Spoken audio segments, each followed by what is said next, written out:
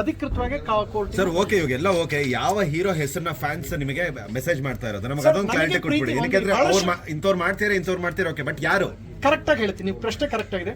ನಾನು ತುಂಬಾ ಗೌರವಿಸುವಂತ, ನಾನು ತುಂಬಾ ಪ್ರೀತಿಸುವಂತ ದರ್ಶನ್ ಸರ್ ಫ್ಯಾನ್ಸ್ ಕೆಲವರು ಫೇಕ್ ಪ್ಯಾಜ್ ಇಟ್ಕೊಂಡ್ರವರು. ದರ್ಶನ್ ಸರ್ ಅಲ್ಲ, ಅವ್ರ ಟೀಮ್ ಅವರು ಅಲ್ಲ, ಅವರ ಹೆಸರಲ್ಲಿ ಕೆಲವರು ಫೇಕ್ ಪೇಜ್ ಯಾರು ಮಾಡ್ಕೊಂಡಿದ್ದಾರೆ ಆ ಯೋಗ್ಯರು ಅದು ಮಾಡ್ತಾ ಇದ್ದಾರೆ. ಯಾರೆಲ್ಲ ಮಾಡ್ತಾ ಇದ್ದಾರೆ, ನಾನು ಹೇಳಿದ್ದವ್ರಿಗೆ ನೆಟ್ಟಿಗೆ ಇದು ಸರಿಯಾಗಿ ಇದು ಮಾಡೋಕ್ಕೆ ಬರಲ್ಲ ಅಂತೇನೋ ಹೇಳಿದ್ದೆ, ಅದನ್ನ ಇಟ್ಕೊಂಡು 1 ವರ್ಷದಿಂದ ಮಾಡ್ಕೊಂಡಿದ್ದಾರೆ, ಇನ್ನೂ ಆಗ್ತಾನೆ ಇದಾವೆ. ನಾನು ಹೇಳೋದಿಷ್ಟೇ, ಇಂಜೆಕ್ಷನ್ ಆರ್ಡರ್ ತಂದಿದ್ದೀನಿ, ಡೈರೆಕ್ಟ್ ಯಾರ್ಯಾರು ಮಾಡಿರ್ತೀರ ಅವ್ರಿಗೆ ಡೈರೆಕ್ಟ್ ಪೊಲೀಸ್ ನೋಟಿಸ್ ಹೋಗುತ್ತೆ, ನಿಮ್ಮ ಅಕೌಂಟ್ ಯಾರ್ಯಾರು ಮಾಡ್ತಿರೋ ನೋಟಿಸ್ ಹೋಗುತ್ತೆ, ನೀವು ಅರೆಸ್ಟ್ ಆಗ್ತೀವಿ. ಈಗ ಆಲ್ರೆಡಿ 6 ಜನ ಆಗಿದ್ದಾರೆ, ಆ ವಿಡಿಯೋಗಳು ನೋಡ್ತೀರಾ, ಯಾರು ಆಗಿದ್ದಾರೆ ಕ್ಷಮೆ ಕೇಳಿ ನೋಡ್ತೀರಾ. ಕೆಲವರು ಹೋಗಿ ತಪ್ಪಾಗೋಯ್ತು ಸರ್, ನಾವು ತುಂಬಾ ತಪ್ಪು ಮಾಡ್ಬಿಟ್ಟು ನಿಮ್ಮ ವಿಚಾರದಲ್ಲಿ, ದಯವಿಟ್ಟು ನಿಮ್ಗೆಲ್ಲ ಇದು ಮಾಡಿದ್ವಿ ಸರ್, ನಿಮ್ಮ ಸಿನಿಮಾ ಎಲ್ಲ ನೋಡಿದ್ವಿ, ಹಿಂಗೆ ಮಾಡ್ಬಿಟ್ವಿ ಸರ್ ಅಂತ. ಒಂದಲ್ಲ 100 ತೋರಿಸ್ತೀನಿ ಸರ್. ಸೊ ದಯಮಾಡಿ ನಿಮ್ಮನ್ನ ಎಲ್ಲರನ್ನೂ ಕ್ಷಮೆ ಕೇಳ್ತೀನಿ. ನಿಮ್ಮನ್ನ ನನ್ನ ಅಂದ್ರೆ ತೇಜೋವಧೆಗೆ ಯಾವುದೇ ತರ ಡ್ಯಾಮೇಜ್ ಆದ್ರೆ ಅದಕ್ಕಷ್ಟೇ ನಿರ್ಬಂಧ.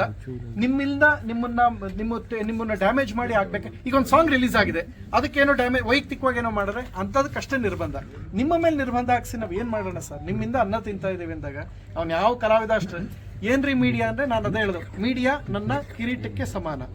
ಯಾಕೆಂದ್ರೆ ನಿಮ್ಮಿಂದ ನಾವು ಅನ್ನ ತಿಂತೀವಿ, ಯಾರೇ ಹೇಳಿದ್ರು ಅಷ್ಟೇ. ಈ ಮಾತು ನಾನು ಹೇಳ್ತೀನಿ.